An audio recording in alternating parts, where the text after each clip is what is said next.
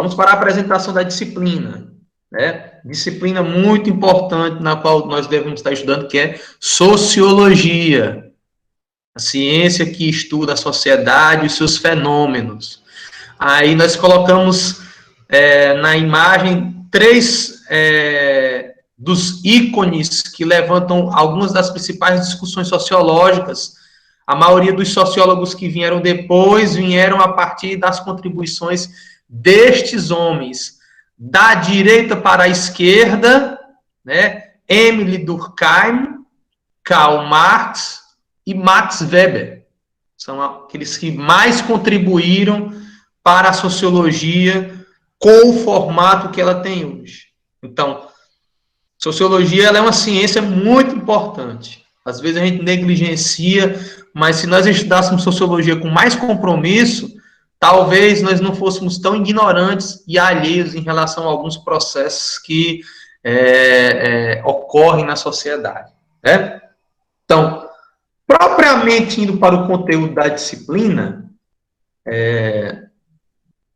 esse aí é o livro que a gente trabalha com ele, é o Tempos Modernos, Tempo de Sociologia. É um livro em volume único. A ideia é que vocês possam estar recebendo esse livro no primeiro ano e fique com ele até terminar o ensino médio. Às vezes a escola pede para devolver porque às vezes o aluno muda de escola ou desiste de estudar e o livro se perde e a gente precisa do livro para que outros alunos possam estar tendo acesso a ele, certo? Um livro dos melhores que eu já trabalhei com sociologia, né? O Luiz pode estar falando depois aí sobre isso, mas esse é o livro que nós trabalhamos, né? Que é um livro de volume 1. Nós recebemos uma orientação, eu até já disse isso na aula de geografia de sexta-feira passada, com essas três turmas que aqui estão. A orientação que nós recebemos é de que nesse primeiro bimestre nós possamos estar revisando os conteúdos do segundo ano. Evidentemente, não existe a menor condição de a gente revisar um ano inteiro em um bimestre. Não tem, certo? Então, a ideia é que a gente possa estar revisando alguns dos conteúdos que a gente considera importantes para estar trabalhando com vocês.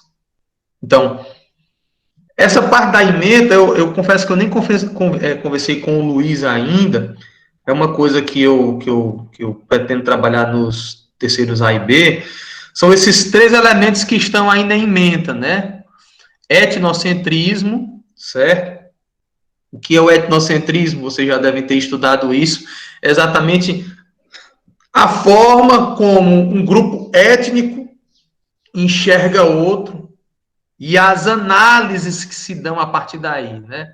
Nós vamos discutir aí quando é que um povo é considerado superior ou não, né? Quando é que uma nação, uma etnia se sente superior ou não, quais são as repercussões disso nos dias atuais, qual é a relação disso com o racismo, né? Existe relação, etnocentrismo, racismo, certo? Nós vamos debater um pouco, estudar um pouco sobre isso.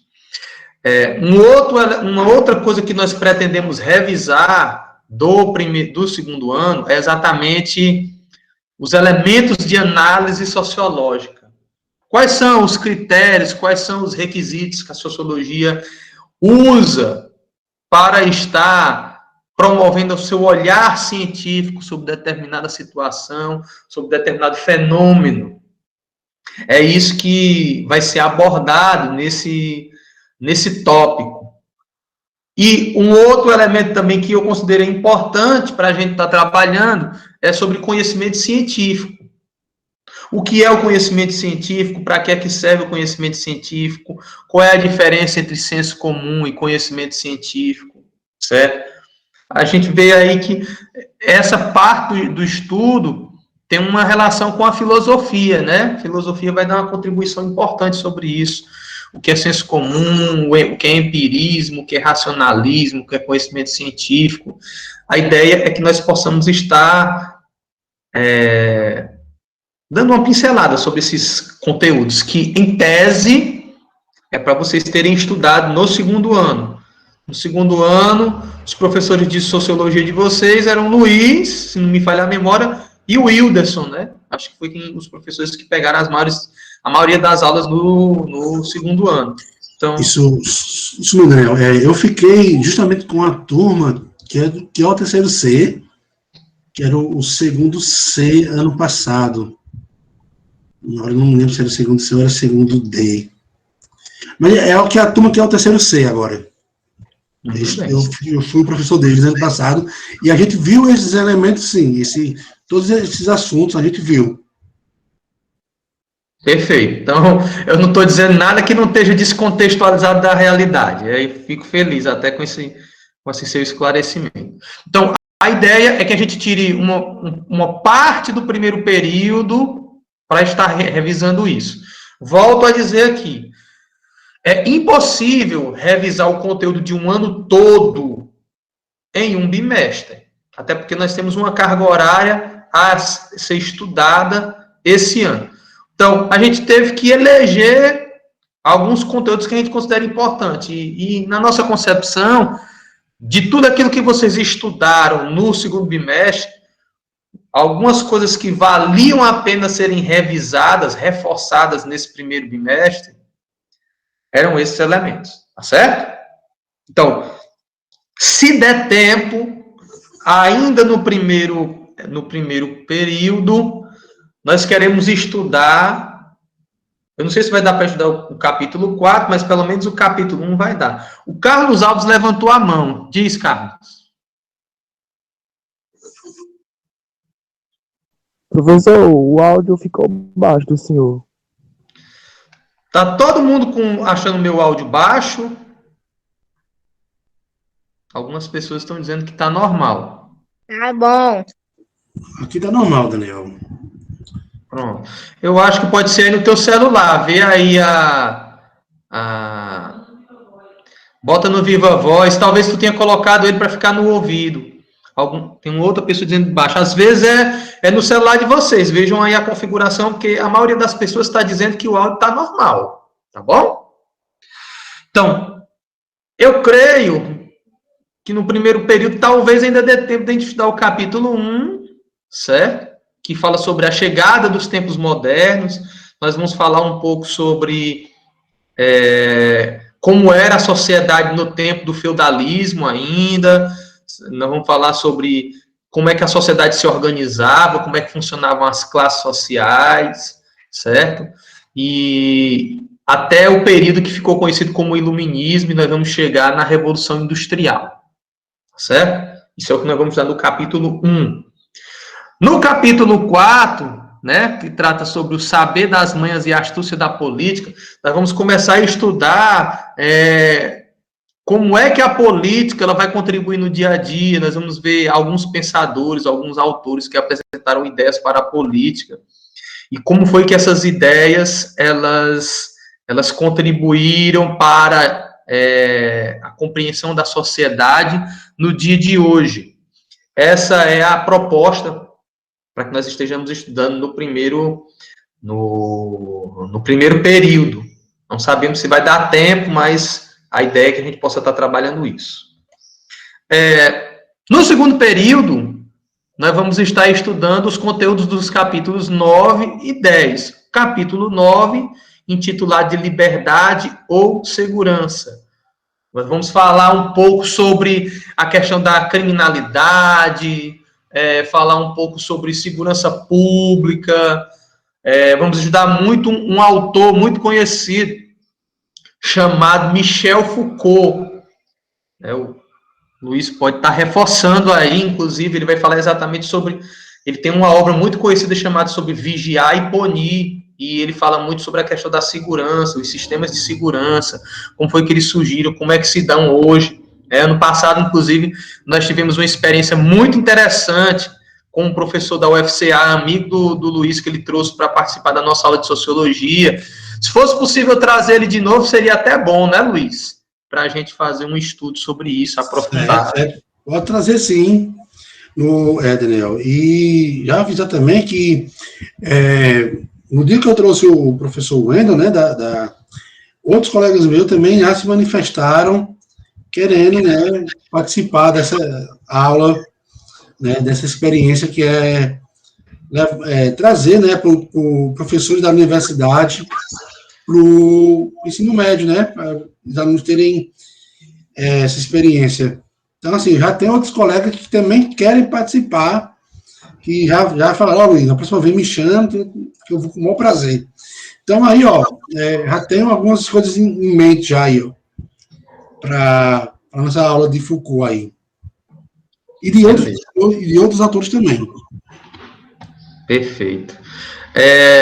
Então, esse é o conteúdo que nós vamos estudar no capítulo 9. No capítulo 10, nós vamos tratar sobre as muitas faces de poder. Nós vamos ver como é que se organiza o sistema de poder em algumas instâncias, certo? Como é o olhar sociológico para isso, né? Se não me falha a memória, nós vamos estudar sobre o Alex Tocqueville, que ele vai falar sobre a questão do poder. Ele estudou muito sobre a sociedade americana, fez uma comparação com a europeia, né?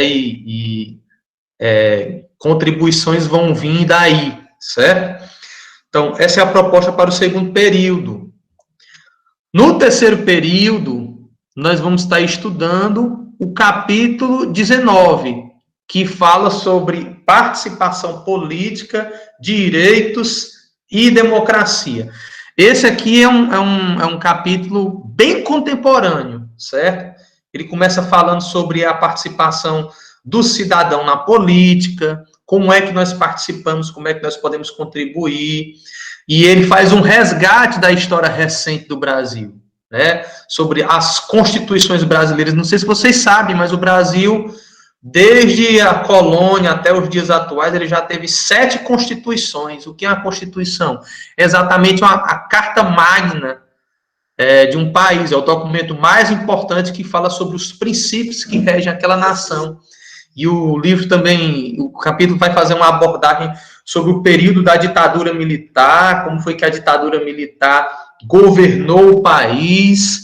É um conteúdo que vai haver uma contribuição muito importante da história. E todos vão, mas nesse caso eu digo assim, história contemporânea, né? História mais recente do país. Vamos falar sobre o período negro que foi a ditadura militar, de que forma que se participava da política nesse período, o processo de democratização, né, e vamos falar sobre os direitos e deveres do cidadão, né, os direitos políticos, os direitos civis, os direitos sociais, né, uma temática bem interessante, que vai ser trabalhada no capítulo 19. No capítulo 20, nós vamos tratar sobre violência, crime e justiça no Brasil.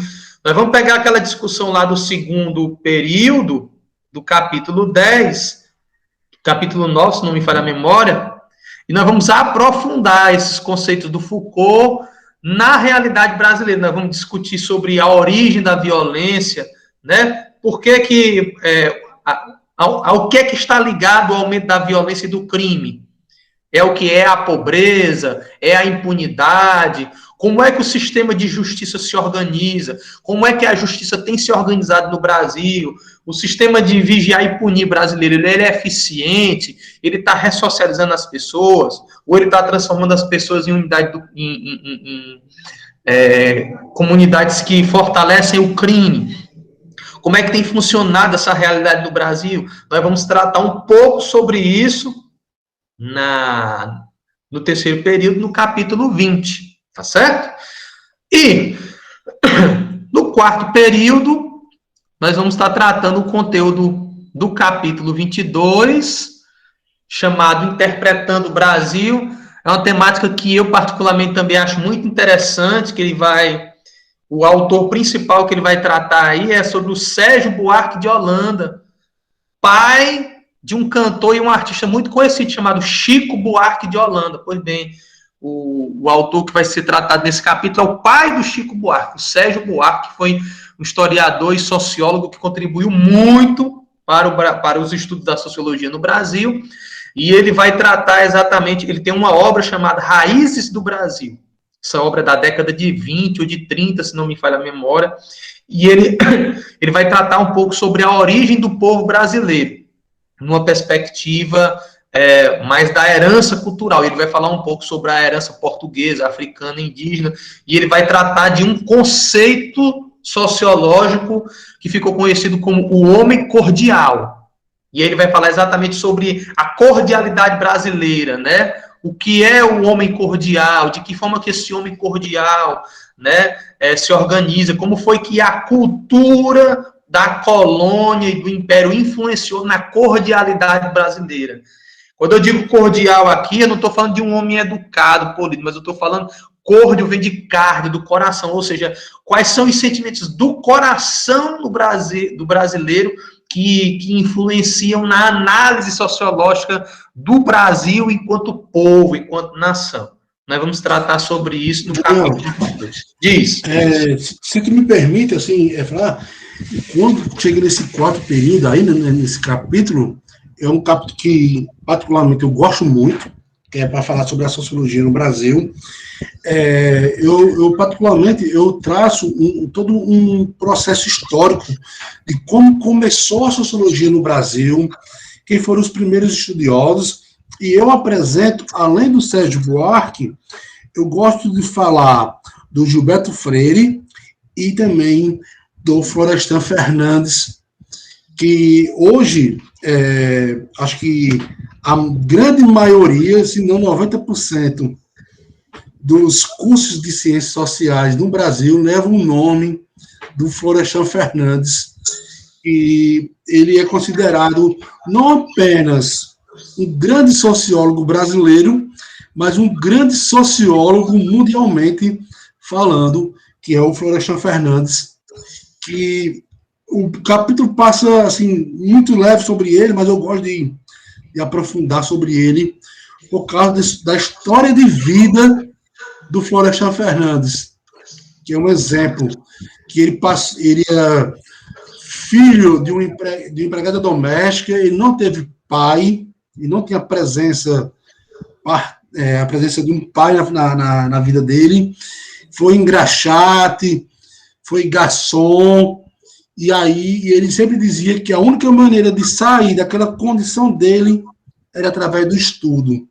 E ele se tornou mestre, doutor, e ele é considerado mestre dos mestres, porque ele foi professor de grandes personalidades no Brasil. O Florestan Fernandes, ele foi o professor do Fernando Henrique, que é outro, Fernando Henrique Cardoso, que, para quem não sabe, foi o presidente do país, né? Como sociólogo, o Fernando Henrique, como presidente, ele foi um grande sociólogo, vamos dizer assim, né? Mas aí é um capítulo muito legal, pessoal, um capítulo muito bom. Aí, pode continuar, Daniel. Pronto, aqui eu estou só praticamente fechando, né? Dispensa comentários, acho que o Luiz já disse tudo. E finalizando o ano letivo, se Deus permitir, nós vamos estar estudando os conteúdos dos caminhos abertos pela sociologia. Vamos estar tratando sobre as contribuições, quais são as vias abertas, quais são as possibilidades, quais são as ideias. Nós vamos estar fechando, basicamente, com um sarau de ideias, né? Uma tempestade de ideias, ou seja, nós vamos fazer um apanhado ao longo do ano, de tudo que a sociologia fez e que pode contribuir para que nós possamos estar pensando a sociedade de uma maneira um pouco mais fundamentada, vamos dizer assim, tá certo? Então, isso é o que nós vamos estar tratando nesse período nesse ano de 2021 na sociologia. Se Deus permitir e nós estivermos vacinados, a gente ainda tem uma esperança de que esse ano a gente volte a ter aulas presenciais, né? Se não, a gente continua tendo aula remota, tá certo? Então, eu eu encerro a minha parte aqui e passo a palavra para o Luiz, para que ele possa estar falando um pouco sobre por que estudar sociologia, certo?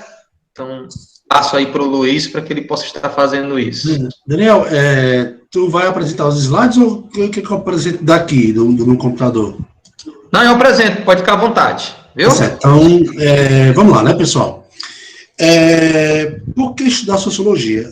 O primeiro ponto, pessoal, eu gostaria de falar um pouco da trajetória da sociologia como disciplina. A sociologia no Brasil, ela começa na década de 1930, e aí que vai ter a famosa geração de 30, que é o próprio Sérgio Buarque, que o Daniel falou, e aí ela vai passar, ela vai ser uma disciplina que vai estar nas universidades, na grade curricular do ensino médio, mas só que em 1964, né, o ano que o Brasil sofre um golpe militar, a sociologia ela é retirada do currículo. Por que a sociologia é retirada desse currículo? Ela é retirada porque os militares achavam que a sociologia era uma disciplina muito perigosa, uma disciplina que poderia instigar os revolucionários, poderia instigar uma revolução. Então, eles retiram. Somente em 1980 é que a sociologia retorna ao ensino no Brasil. Só que ela retorna apenas no ensino superior. Em 1980, ela retorna ao ensino superior e aí ela passa todo esse tempo somente no ensino no ensino superior. E não é obrigatória, tá? Ela não é obrigatória. Via sociologia quem queria. Só que em 2009, por causa de um decreto do vice-presidente da época, que é o José de Alencar, que era o vice-presidente do Lula, em 2009, a sociologia se torna obrigatória no ensino médio. Então, a partir de 2009, é que a sociologia retorna como disciplina obrigatória. Então, a sociologia no Brasil é cheia de idas e vindas, né, como a gente pode perceber. E aí, a gente pode perguntar, por que estudar sociologia? Eu passo o primeiro, o segundo, o terceiro ano vendo o professor falar sobre sociologia, vendo ele falar sobre Durkheim, Marx, Weber, e fico sem entender por que eu estou estudando essas pessoas. Por que eu vou estudar sociologia? Bem, pessoal, o próprio nome sociologia, como o Daniel falou, né? Sócio, ele vem de sociedade, e logia de estudo. Então, estudar a sociedade. O primeiro ponto que eu gosto de falar de por que estudar sociologia, né, vem do próprio nome sociologia, né? Estudo da sociedade. Você mora em uma sociedade. Nenhum homem é uma ilha. O que isso quer dizer? Nenhum homem, nenhuma mulher, desculpa, vive isolado. Ele tem que viver em sociedade. Então, se ele vive em sociedade, nada melhor do que compreender essa sociedade, compreender as estruturas e as infraestruturas que fazem parte da sua sociedade, que fazem parte do seu cotidiano. Afinal, a todo momento eu estou interagindo, a todo momento eu estou conversando, socializando com as pessoas, e isso faz parte de algo natural do ser humano. Então, nada mais importante do que estudar esse fenômeno que é a sociologia. Tu pode passar aí, Daniel, por favor? Então, a gente tem alguns pontos importantes, né, que a gente enumera quando a gente estuda a sociologia.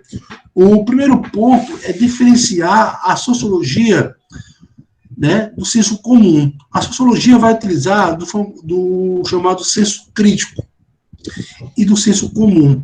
O que seria o senso crítico e o que seria o senso comum? Pessoal, o senso comum é aquela mentalidade rasa, uma mentalidade simples, que não se aprofunda no conhecimento.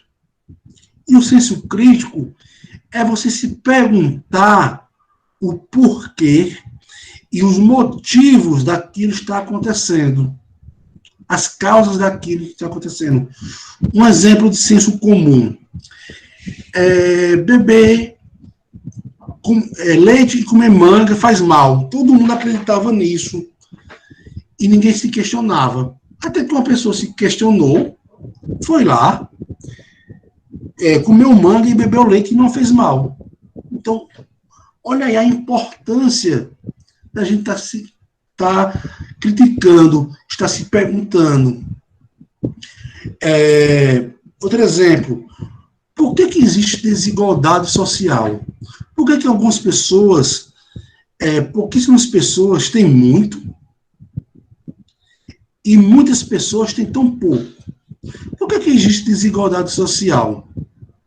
Algumas pessoas vão dizer: foi porque eu não me esforcei, foi porque era o meu destino. Na Idade Média, algumas pessoas vão atribuir isso a uma vontade divina. Só que, será que é isso mesmo? Será que eu estou numa condição de pobreza porque eu não me esforcei bastante? Será que eu estou nessa condição porque era o meu destino? Então, isso é o senso comum. O senso crítico, não. O senso crítico vai dizer: peraí, eu estou nessa condição, tem um motivo, tem uma justificativa, e eu quero saber essa justificativa. Então, eu começo a fazer as perguntas. Novamente, pessoal, uma coisa bem que a gente aprende na filosofia e na sociologia: não são as respostas que movem o mundo, mas sim as perguntas. Quanto mais me questiono, mais eu vou estar sabendo, mais eu vou estar descobrindo as coisas do mundo. Então, a sociologia, ela nos ajuda a ter essa visão, a ter esse senso crítico. Então, pode passar, Daniel, por favor. E aí, quando eu começo a me questionar, quando eu começo a fazer as perguntas, vem as questões do cotidiano. Por que existe tanta violência contra a mulher? Por que os negros sofrem preconceito? Por que existe desigualdade? Por que existe a violência? Quais são as causas da violência?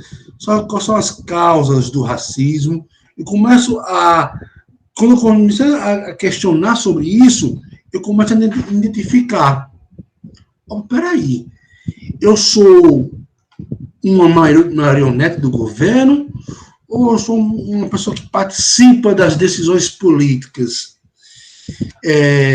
Por que a minha vizinha apanha do marido e fica por isso mesmo, ninguém questiona, ninguém fala nada? Aquela história de que em briga de marido e mulher ninguém mete a colher. Será que isso é verdade mesmo? Então, eu começo a me questionar. E eu percebo que, peraí, não é assim que funciona. As pessoas estão aqui, elas merecem ter justiça, elas merecem ter uma participação política, elas merecem ser ouvidas. Então, eu começo a fazer essas questões e identificar esses problemas. Então, é através da sociologia que eu vou entender essas questões do meu cotidiano, da minha vida, da minha trajetória aqui, né? Como estudante, como profissional, como trabalhador. Então, essas questões vão fazer parte da minha vida. E quando eu começo a estudar sociologia, eu vejo essas questões não mais como um senso comum, mas como um senso crítico. Vou passar aí, Daniel, por favor. E aí, eu começo, outro ponto importante de estudar sociologia é reconhecer a pluralidade das interpretações sociais. Aprenda uma coisa, o mundo, ele é plural. O que é isso? Nem todo mundo vai pensar igual a você, nem todo mundo vai ter a mesma opinião que a sua sobre determinado assunto, e isso é a graça do mundo. É porque nós somos plurais. Nós temos religiões diferentes, nós temos valores diferentes, nós temos maneiras de interpretar o mundo diferente das outras. E reconhecer essa pluralidade e tentar identificá-las é algo importante. Que Daniel, o que a gente vai ver lá no começo do primeiro capítulo, lá que Daniel falou, sobre o etnocentrismo, de você começar a entender que o mundo ele é plural, que o mundo ele pode ser visto de diferentes formas, e o que é importante é respeitar essas diferentes formas. Então, essa pluralidade do mundo, a partir que eu começo a estudar a sociologia, eu começo a entender essa pluralidade, eu começo a reconhecer ela, né? E o Brasil, vamos pegar apenas o Brasil, vamos pegar apenas o Brasil como exemplo. Olha como o Brasil tem diferentes sotaques, diferentes maneiras de falar, de agir. Então, olha como só o Brasil ele é diverso. Imagina aí um mundo. Então, tudo isso é entender essa pluralidade. Ao entender essa pluralidade, eu começo a respeitar. E no momento que eu estou respeitando, eu estou agindo de forma correta. Então, tudo isso faz parte da gente entender a sociologia como uma ciência. A sociologia ela é uma ciência, assim como a matemática, assim como a física, assim como a biologia. Então, a sociologia serve para isso. Ela é uma ciência. E a ciência ela deve ser valorizada. A gente escutou tanto falar de ciência ano passado, que a ciência deve ser respeitada, que a ciência é importante, e a sociologia, ela é uma ciência. Ela possui seu método, ela possui seu objeto de estudo. Então, a sociologia, ela nos ajuda a entender o nosso mundo, a entender a nossa vida, os nossos dilemas, os nossos problemas sociais. Porque a gente fala de problemas sociais, a violência, a discriminação, a desigualdade, né? São exemplos de problemas sociais que a sociologia vai ajudar a interpretar. Quando eu consigo interpretar esses problemas, eu consigo achar uma solução. Então, essa é a importância da sociologia, é entender esses problemas sociais, entender tudo isso que a gente viu nesses lados passados. Mas como é que eu faço para entender esses problemas? Como é que eu faço para interpretar todos esses fenômenos? Existe um método que a sociologia nos dá, que a gente vai ver agora no próximo slide. Estou passando aí, ó. Eu começar a ler o mundo de forma sociológica. E como é que eu vou ler o mundo de forma sociológica? Existe um método que é a imaginação sociológica. Essa imaginação sociológica, pessoal, ela foi criada por um sociólogo chamado, desculpe meu inglês, tá? C. Wright Mills. Ele é um sociólogo americano e ele criou esse método de imaginação sociológica. O que seria a imaginação sociológica? É eu ver um fenômeno social e enxergar dentro desse fenômeno social as diversas faces dele. É eu ver um fenômeno social e me perguntar o porquê dele está acontecendo, Qual o motivo de estar acontecendo? É você ter uma reflexão, um senso crítico sobre aquele fenômeno social.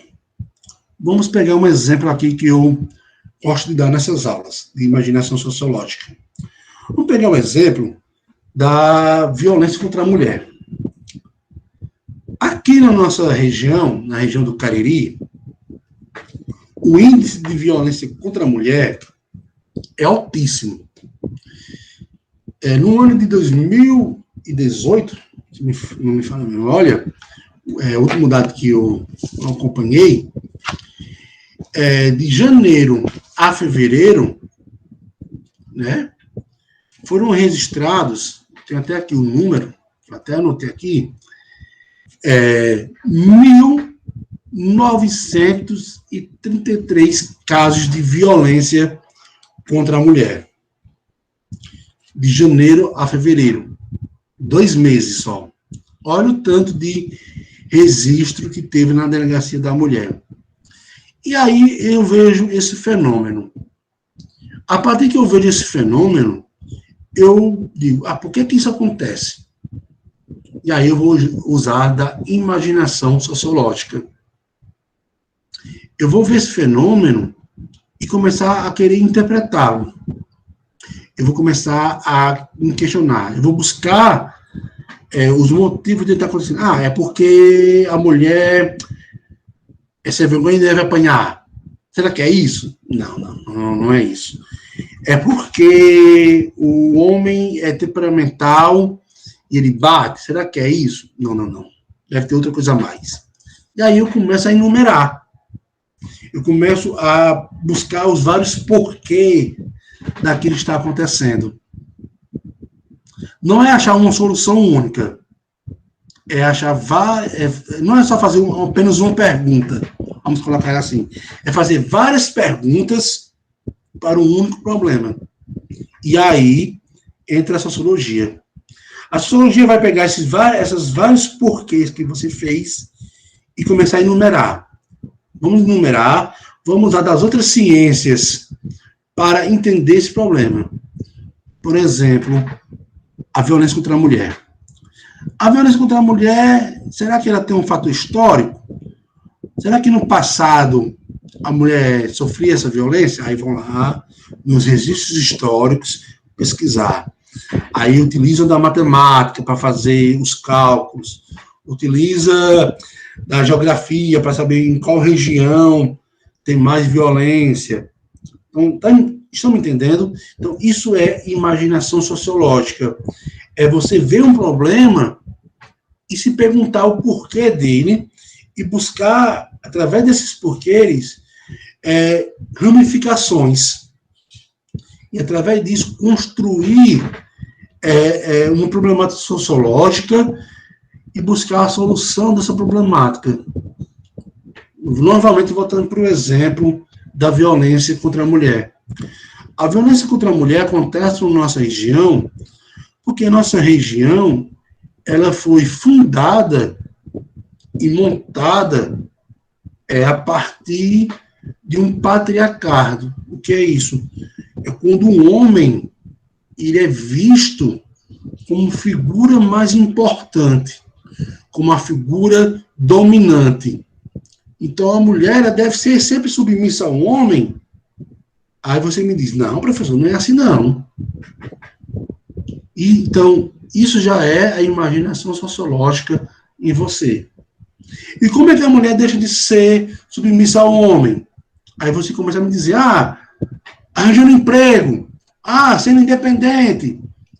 Então, isso é a imaginação sociológica agindo em você. Você já está pensando nas soluções dos problemas. Então, a imaginação sociológica é uma ferramenta que nós usamos para enxergar o problema. A partir que nós vemos esse problema, nós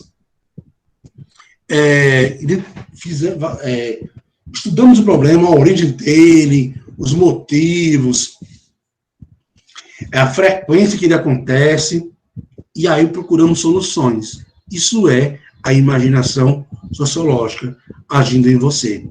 Pois é, gente. Show, foi show. Obrigado aí pela participação de vocês. Luiz, pode passar o exercício agora. Meu exercício, pessoal, não é nenhum exercício assim de você vai, vou pegar o caderno, escrever e fazer uma atividade, não. Meu exercício é vocês olharem alguma notícia, algum fenômeno social e utilizarem da imaginação sociológica para tentar solucionar.